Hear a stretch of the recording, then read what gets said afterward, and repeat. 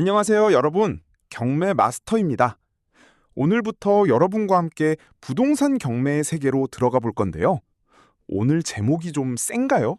가장 쉽게 가장 큰 돈 벌기. 맞아요. 오늘 제가 드리는 말씀이 딱 그겁니다. 경매. 어렵지 않아요. 위험하지도 않아요. 그리고 오늘 이 한 강의만 보셔도 여러분의 경매에 대한 생각이 완전히 달라질 거라고 자신 있게 말씀드릴 수 있어요. 자, 시작해볼까요? 저는 경매 마스터입니다. 자, 첫 번째 이야기 들어갑니다. 여러분, 질문 하나 드릴게요. 여러분은 지금 어떻게 돈을 벌고 계세요? 회사 다니시나요? 장사하시나요? 우리 대부분은 내 시간을 팔아서 돈을 벌어요. 하루에 8시간, 아니 10시간씩 일하고 그 대가로 월급을 받는 거잖아요. 이게 나쁜 건 아닌데요.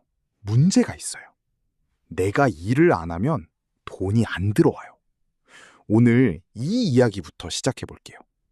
제가 비유를 하나 들어드릴게요. 여기 두 사람이 있어요. A씨는 매일 양동이로 물을 퍼다 날라요. 하루에 100통, 200통. 열심히 일하면 물이 많이 들어오고 쉬면 물이 안 들어와요.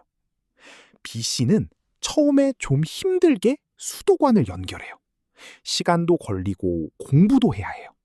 근데 한번 연결하고 나면 자는 동안에도 물이 흘러요. 아무것도 안 해도 물이 들어와요. 부동산 경매가 바로 그 수도관이에요. 처음에 공부가 좀 필요하지만 한번 알고 나면 돈이 계속 들어오는 구조를 만들 수 있어요. 자, 이건 통계청이 발표한 실제 숫자예요. 한국 직장인의 평균 은퇴 나이 몇 살인지 아세요? 53세예요. 그리고 우리나라 평균 기대 수명은 83세예요.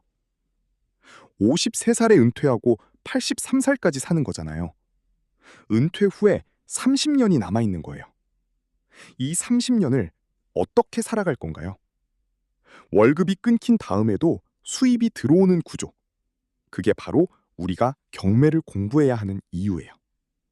참고로 이건 제 말이 아니라 통계청이 발표한 수치입니다. 이제 두 번째 이야기로 넘어가 볼게요. 여러분, 요즘 리셀이라는 단어 들어보셨어요? 나이키 한정판 신발 사서 비싸게 파는 거 아시죠? 롤렉스 시계 사서 프리미엄 붙여서 파는 것도요. 경매가 바로 그 리셀이에요. 부동산을 싸게 사서 제값에 파는 거예요. 이게 경매의 핵심입니다. 리셀의 원리가 뭔지 아세요? 사고 싶은 사람은 많은데 물건은 적다. 나이키 한정판 신발이 왜 비싸져요? 갖고 싶은 사람은 많은데 살 수 있는 양이 정해져 있으니까요. 부동산도 똑같아요. 좋은 위치의 아파트. 사고 싶은 사람은 많은데 수는 한정돼 있어요.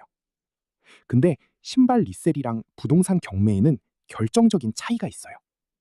신발은 운이 좋아야 살 수 있어요. 줄도 서야 하고 추첨도 해야 해요. 경매는 달라요. 공부만 하면 확률이 올라가요.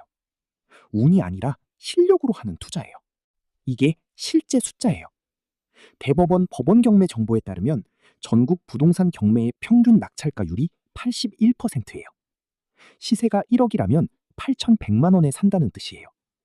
1,900만 원이 바로 이익의 출발점이 되는 거죠. 서울 아파트는요? 평균 낙찰가율 88%. 그래도 5억짜리 아파트를 4억 4천만 원에 살 수 있다는 뜻이에요.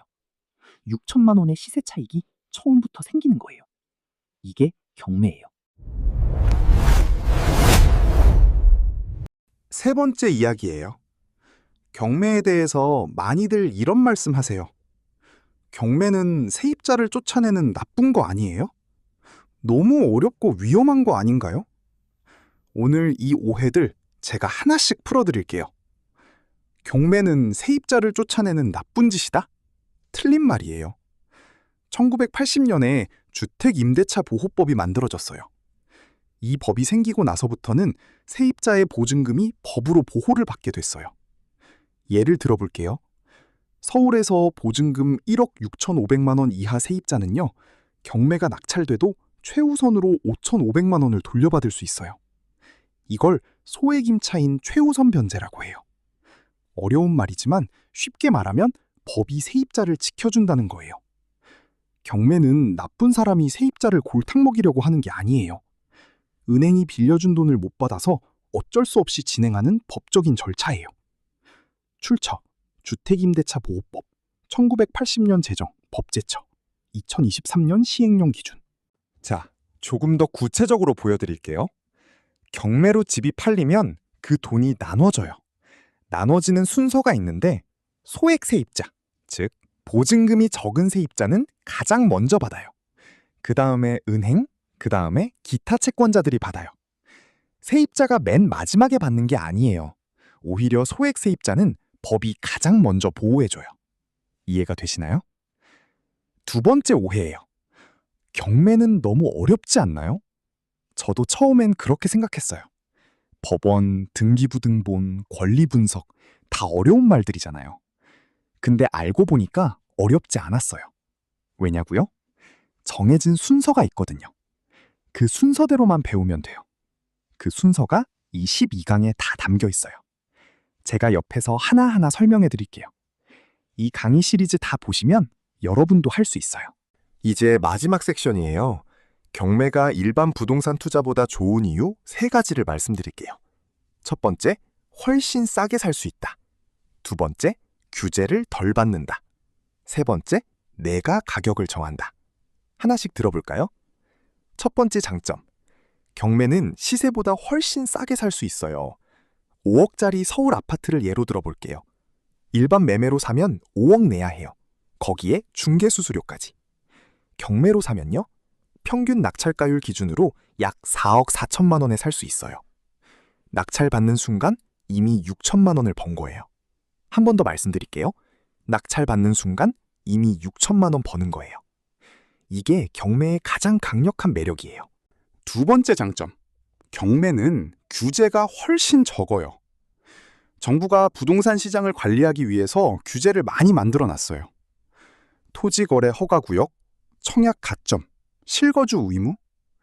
일반 매매는 이런 규제들을 다 따라야 해요. 근데 경매는 달라요.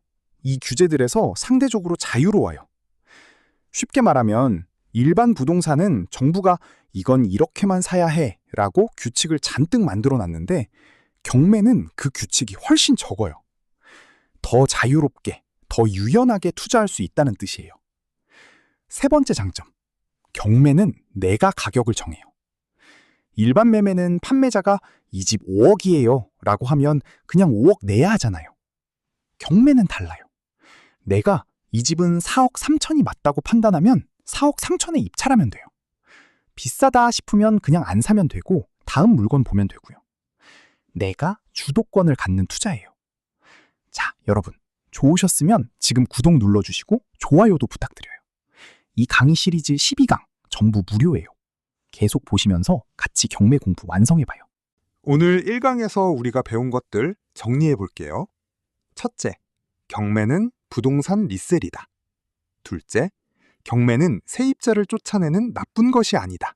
법이 보호한다. 셋째, 어렵지 않다. 배우면 된다. 넷째, 시세보다 싸게 살 수 있고 규제도 적고 내가 가격을 정한다. 2강에서는 한 달 안에 경매 공부를 완성하는 로드맵을 드릴 거예요. 어디서부터 시작해야 할지, 무슨 책을 봐야 할지, 어떤 용어부터 알아야 하는지 딱 정리해서 드릴게요. 더 자세한 내용은 명도.seino.me에서 확인하실 수 있어요. 경매 마스터가 여러분 옆에서 함께 하겠습니다. 2강에서 만나요.